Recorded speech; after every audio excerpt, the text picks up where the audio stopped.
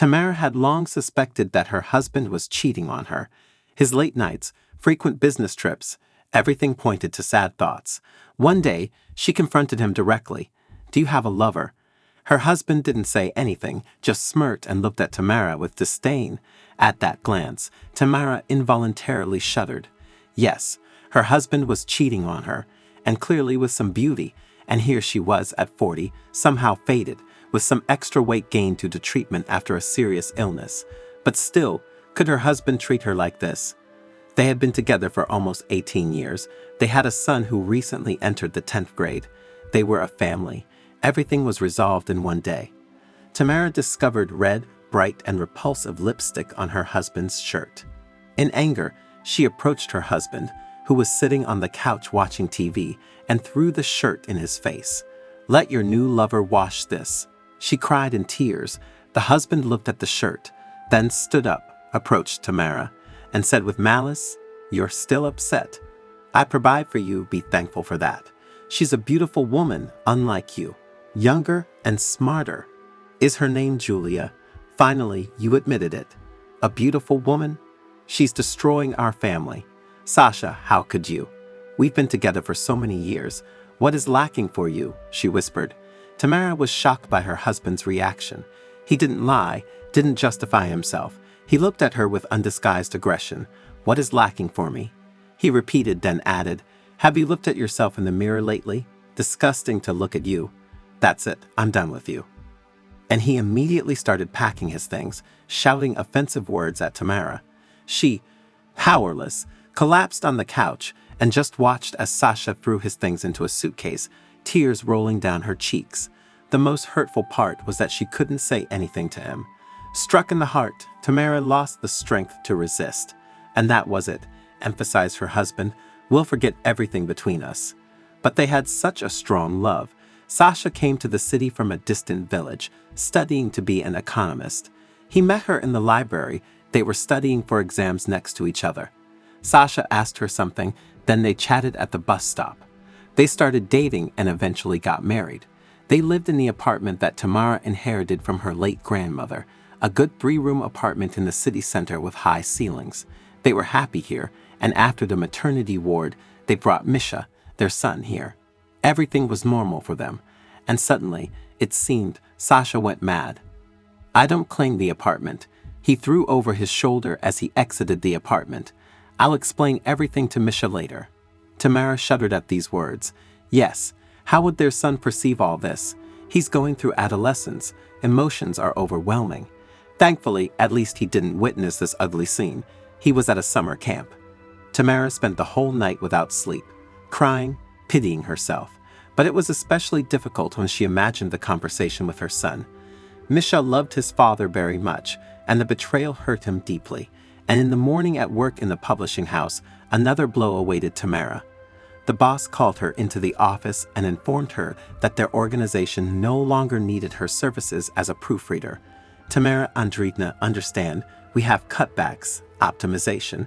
Had to make this difficult choice," the boss, avoiding eye contact. "But why?"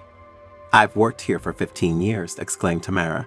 "And as far as I know, those who recently joined us should be the ones facing cutbacks." The boss just sighed heavily, then explained that he couldn't fire Anastasia. Of course he couldn't.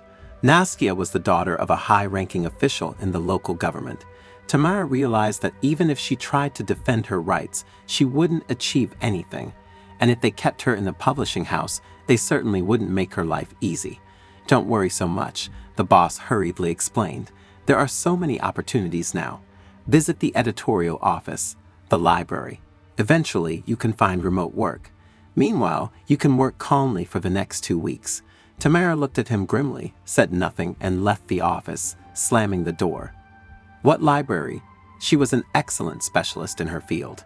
What would she do in the library? Edit the works of well-known writers. Of course, the boss just spoke without thinking. For him, the main thing now was to protect Anastasia.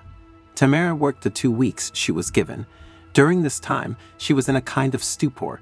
She did her job, went home, quickly swallowed tasteless food, and then lay on the couch, crying. Husband betrayed, no job. What next? And then Misha came back, happy, content with a tan. He really enjoyed the camp, made new friends, had a great time. And now, I want to ask you to subscribe to this channel. It motivates me to create new videos every day. Thank you. Tamara met her son at the bus station. Seeing him, her heart warmed a little. She would cope with all the problems. Her son was now by her side. Misha, of course, first asked why Dad didn't come to meet him. "I'll tell you everything at home," Tamara said, her voice trembling. The son looked at his mother in surprise, frowned. The boy understood that something had happened in the family while he was singing songs with a guitar, having fun at the discos. Tamara didn't hide from her son about his father's betrayal. Misha was furious, wanted to talk to his father right away. At 15, he was quite determined and planned to express himself to his father. How could he hurt Mom? No, Misha didn't think about himself. He would handle it. He was already grown up. But his father had no right to treat his mom like that. He called him, but a woman's voice answered. That same Julia, laughing, said that his father was in the shower, and if Misha wanted to talk to him, he should call back later. Or better yet, tomorrow morning, because today they were going to a restaurant for dinner with the bosses, and there was no need for Alexander to spoil their mood. Misha hung up. It disgusted him to hear his father's lover's voice, and it seemed to him that during the conversation with Julia, his father was standing nearby, not in the shower, as if someone was whispering to this woman what to say. The boy almost cried from hurt. But then he pulled himself together and approached his mom. Tamara was sitting in the kitchen, emotionless, staring out the window. "Mom, don't worry so much," the boy said. "We'll handle everything. After all, you have me." Tamara hugged her son and held back tears with all her might. Her son shouldn't see her crying. Yes, they would manage. And to lighten up a bit, Misha decided to ride his bike in the park. Tamara agreed with relief. Let her boy live a normal life without dwelling on adult problems. "Go, son, just be careful. And I'll prepare your favorite chicken for you," she said to him as he left. Misha smiled in response. Tamara remembered his smile for a long time, so carefree and sweet. Who would have known that something terrible would happen next? Misha rode in the park. His thoughts calmed down a bit. The boy practiced some tricks on his bike. Fortunately, there were few people in the park, so he could try some stunts on the path. Misha remembered how one of the guys in the camp boasted about complicated maneuvers, describing how they could be done on a bike. So Misha decided to practice a few spins. He jumped with the bike in the air, turned around, rode backward, and then he decided to go down the steps leading to the river. Misha himself didn't understand how it all happened. It seemed like he just fell. But why did it hurt so much? The boy lost consciousness and didn't see how passersby were already running to help him. Misha woke up in the hospital, and the first person he saw was his mom. Tamara was crying, gently stroking her son's hand. "Mom," the boy whispered, "have I been here long?" "My son, you woke up." The woman said, wiping away tears, "My boy. 3 days, you've been here for 3 days. Lie down, everything will be okay." Tamara pressed her son's hand to her lips and kissed each of his fingers, and Misha, with surprise, couldn't understand why his mom was crying so much. Tamara's heart was breaking with sorrow, but she tried her best to hold on. When she was informed about what had happened, she rushed to the hospital. The doctors were gloomy, uncommunicative. They didn't make any predictions. And then they said that after the first surgery, another one would be needed, and it was very expensive. Of course, Tamara informed her husband about what had happened. In response, she heard an angry tirade that she didn't watch over their son. "Now, heal our son," he declared. "Sasha, I need $1 million. Sasha had complex fractures of the limbs, expensive plates were needed, and the surgery itself was costly."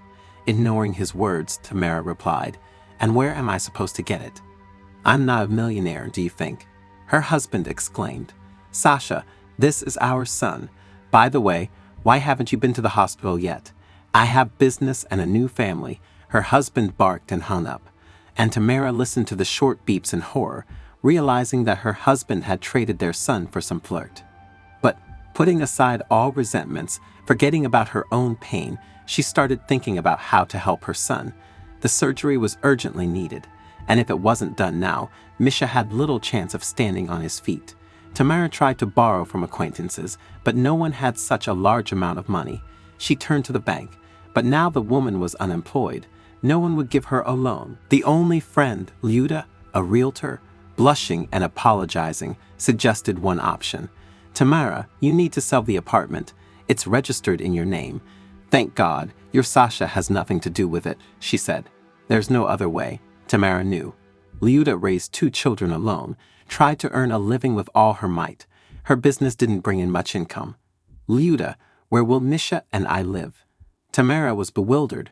For the time being, you can stay with me somehow. I'll make room for you, Luda promised, blushing. Tamara had no choice but to agree. It's good that Sasha didn't need to be informed about all this. Lyudmila sold the apartment, and some things were moved to her place, and some were left for the new owners. It hurt Tamara to realize that she no longer had her own home. At 40, she practically became homeless, but she had to save her son. On the day Misha had the surgery, she hurried to the hospital. Approaching the building, she saw her husband with some tall brunette. Apparently, that was Julia. Her husband ran towards Tamara. "How could you sell our apartment?" He began to shout. "Why didn't you ask me?" "It's my apartment," Tamara coldly replied, "and you live wherever you want, with whomever you want. I invested so many years in this housing, did the repairs, paid the bills. You're obligated to give me part of the amount." Tamara was simply stunned by such audacity, but then she started expressing everything to him. "And are you aware that almost the entire amount went to Misha's treatment? How heartless can you be towards the problems of your own son? My God, how did I live with you? You have a new family now. Forget about us. Don't you dare insult Julia." Alexander shouted and looked sideways at his new lover, who pretended to be a poor kitten. "You're not even worthy of communicating with Misha," answered Tamara, and walked away. In her soul, a storm was raging. What a scoundrel she had loved. Finally, her eyes were opened. She sent this Sasha far away. The main thing now was for her son to recover. The operation was successful, but the doctors remained very cautious in their predictions. The son would stand up, but when? More sessions and massages were needed, and again, money was required. Tamara was desperate. There was no more money. Understanding the situation, the doctors showed her how to work with her son independently, explained the rules of care, and then discharged Misha. Arriving at Luda's apartment with her son in a wheelchair, Tamara realized that it was impossible to live like this, 5 people in a 40-square-meter space. Considering it was the 7th floor and the elevator didn't always work. How would she and Misha go for walks? The boy, after the hospital, became sad and uncommunicative, struggling to cope with his trauma. He never asked about his father, realizing that he had abandoned him. Luda never hinted that Tamara and her son were causing inconvenience, but living like this was unbearable. Tamara asked her to find a room for her and her son, but the options were not great, either noisy neighbors or too high without an elevator. "I'm ready to move to the village," Tamara once confessed to Luda. "There's an option," unexpectedly replied her friend. "I didn't suggest it, afraid to offend. But since you're talking about it, then listen. The cottage is located 100 kilometers from the city, a normal, not abandoned village. The house is old, of course, but the stove is intact, windows are not broken, the roof doesn't leak. It's my late aunt's house. I'll talk to her children. It will be almost free for you, and you'll have something left for your life with Misha. Will you go and see?" "I won't go. I'll take it without even looking. I trust you." "Thank you, my friend." Tamara smiled wearily. She had no strength for all these trips. She just wanted to settle somewhere for a while. Misha perceived the upcoming move indifferently. Lately, nothing interested him at all. The boy closed himself off, thinking that his life was over and he was forever bound to this cursed wheelchair. Tamara tried to lift her son's spirits somehow, telling him about the fresh air, nature in the village. "And you can study remotely there," she said. "I checked. It's possible. And you'll find friends there, I'm sure." "Why?" The son answered indifferently. "Who's interested in hanging out with a disabled person?" "Don't say that, son. You'll stand up. You'll definitely stand up. We're doing massages. That will help. The main thing is that the operation was on time." Misha just shook his head. He felt sorry for his mom. He saw how hard she tried, but he felt even more sorry for himself. Often at night, Tamara heard her son crying. Her heart ached with pain. She understood that in the village, the chances of getting her son back on his feet would be even slimmer. what kind of medicine was there, but she had no other option. And after settling all the matters with buying the house, Tamara and her son arrived in that very village. As Lyudmila had said, the house was old but intact. For a moment, Tamara doubted the correctness of her decision, then sighed and rolled the wheelchair with her son to the front door. Surprisingly, inside the house was more beautiful. There was furniture, albeit simple, and no dust anywhere. Maybe Lyuda's relatives cleaned everything up, Tamara thought. Placing her son on the couch in a small room, she started unpacking their things. Misha was silent. After the city apartment, the conditions were a shock for him. And for Tamara, who grew up in the city, it didn't feel right. Evening came, and it gets dark quickly in September. Tamara decided she would thoroughly inspect the house tomorrow. And today, after a light snack, she and her son fell asleep in their new place. Tamara was awakened by some noise, and she didn't immediately understand where it was coming from. She listened. It seemed to be from the pantry. Maybe mice. Do they make so much noise? Her son woke up too.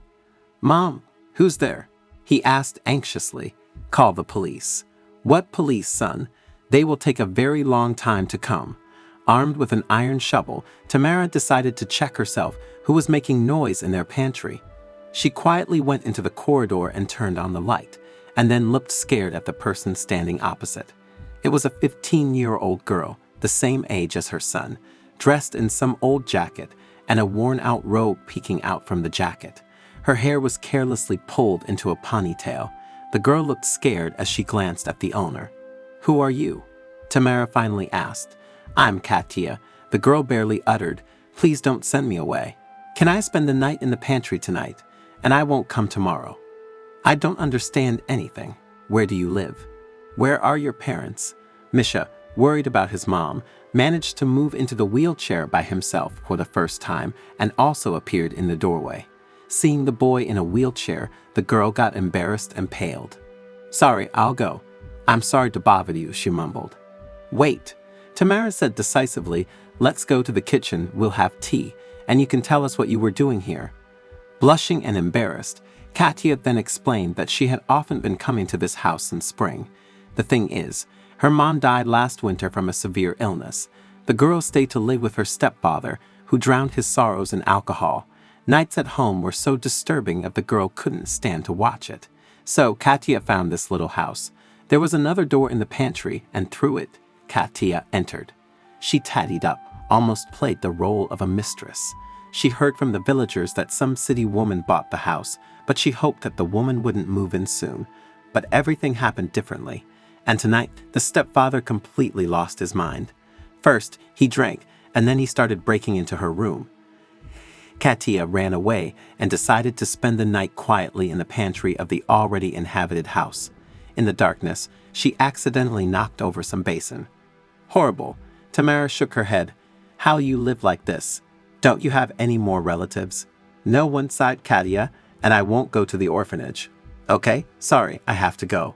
"Stay with us," Misha suddenly suggested and looked at his mom. "There are 3 rooms in the house. There'll be a place for me, right?" The girl asked quietly. Tamara nodded in response. Katia looked confusedly at the mother and son, and then smiled gratefully. The next morning, Katia went to school, and Tamara went there too, to inquire about her son's remote learning and to find out everything about the girl.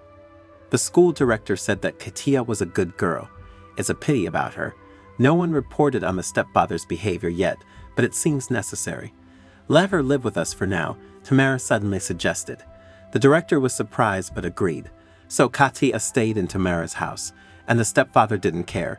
He seemed not to notice that the girl wasn't living with him. He continued to drink and wander, but then the relevant services came and wanted to take Katia away. It was difficult, but they managed to convince both the director and the head of the rural community that the new resident of Tamara's house would be better off. Everyone was sure of it because they saw, Tamara is a good woman. Katia and Misha became friends. They did their homework together, chatted about trivial things, and the boy blossomed in his soul, believing that not everything in his life was lost. Katia carefully observed how Tamara massaged her son and one day offered her help. It turned out her mom used to work as a masseuse at the district hospital, and the girl remembered some manipulations her mom taught her. Tamara hesitated at first, but agreed. Soon she saw how professionally Katia gave a massage. In addition, the girl studied exercises for therapeutic gymnastics on the internet and then practiced them with Misha. Tamara was happy to have such a helper because the time for her son became less. She got a job as a secretary in the rural community, and by New Year, Misha stood on his feet. It was unknown whether it was just time passing or perhaps Katia worked a miracle. It didn't matter anymore. The three of them were happy that everything worked out. Misha started going to school with Katia. He liked the village, made friends, found hobbies. Misha loved playing with animals, but he no longer looked in the direction of bicycles. He had ridden enough. Another year and a half passed, and Katia and Misha graduated from school, went on to study. Misha realized his dream. He went to study to be a veterinarian, and Katia became a medical school student. Both of them often come to Tamara, and the woman is happy. She eagerly awaits these meetings. Lately, she noticed that between Misha and Katia, it seems, there is love, and Tamara's husband recently appeared. He wrote from prison. It turns out his lover framed him. Sasha was accused of a major fraud and sentenced to 4 years. Now he's in prison, waiting for Tamara to bring him a parcel. After all, she's still his wife. And Tamara indeed forgot about the divorce during all these events. But after Sasha's letter, she decided not to delay everything and filed the documents. Nothing connects her with her husband anymore, and Misha agrees with her. That's the story. Thanks for watching. Put likes and subscribe to the channel. Also check out the next videos.